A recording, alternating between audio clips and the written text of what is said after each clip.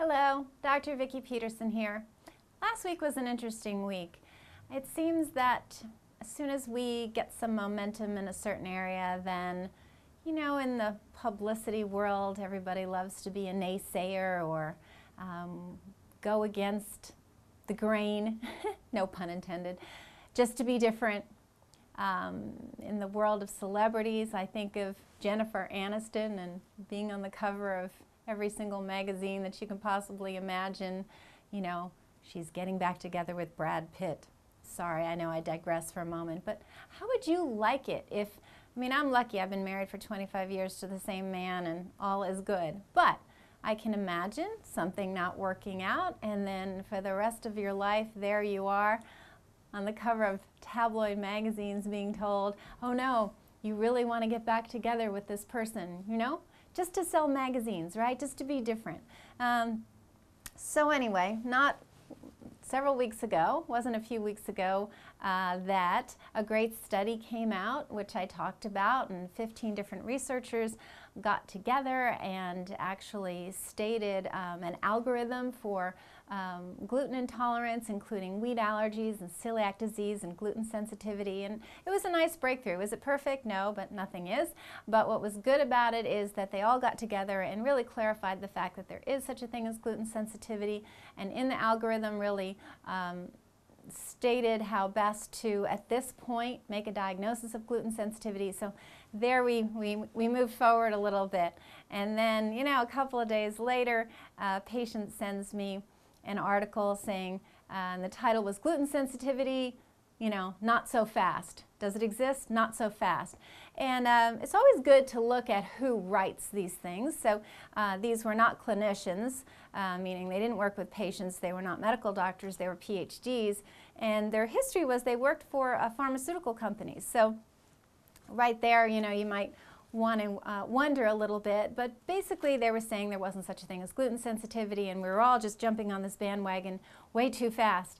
For someone like me who has been working in the field for 20 years and of course wrote a book 3 years ago after taking a year to write it and thinking about it for another 3, I don't need to wonder about gluten sensitivity. I see it in my practice every single day. We see thousands of patient visits every month. So it's black and white for me, and certainly this new research that came out really confirmed that. And then a couple of days later, there's an article in the Annals of Internal Medicine where 2 doctors said, gluten is not toxic, and we should, really pull back a little bit, so that Americans are not preoccupied or planet-wide, I should say, that people are not preoccupied with worrying about gluten. If gluten doesn't bother you, I doubt you're preoccupied with it. If it's damaging your health and you discover it to do so, then you probably have a preoccupation with it. It's a shame that we have to be so preoccupied that we have to watch for it everywhere. But the truth of the matter is we do. And we have to work hard at maintaining gluten-free status.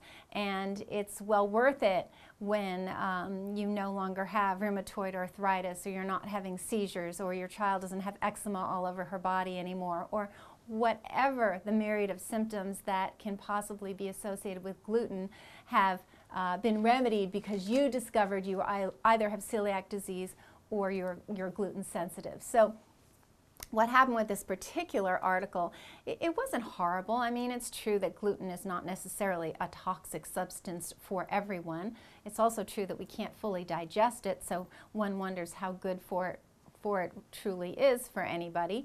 But that aside, it wasn't that the article was so badly written as the spin-offs that came from that article kind of went crazy.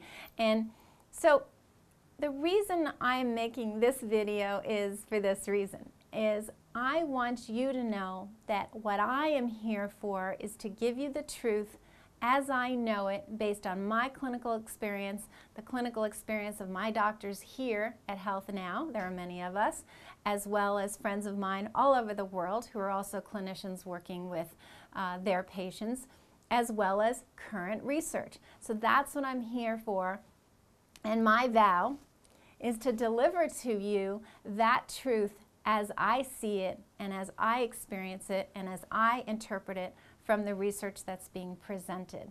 So feel free to come here as a safe haven when you start feeling your head turning around in 360 degrees from yes it exists, no it doesn't, eat this, no don't. It can be very frustrating, and it just seems like the momentum that's happening in the gluten intolerance world is getting some people a little nervous, and so they're throwing some wild and crazy arguments out there that are mostly wild and crazy. So I promise you there is such a thing as gluten sensitivity.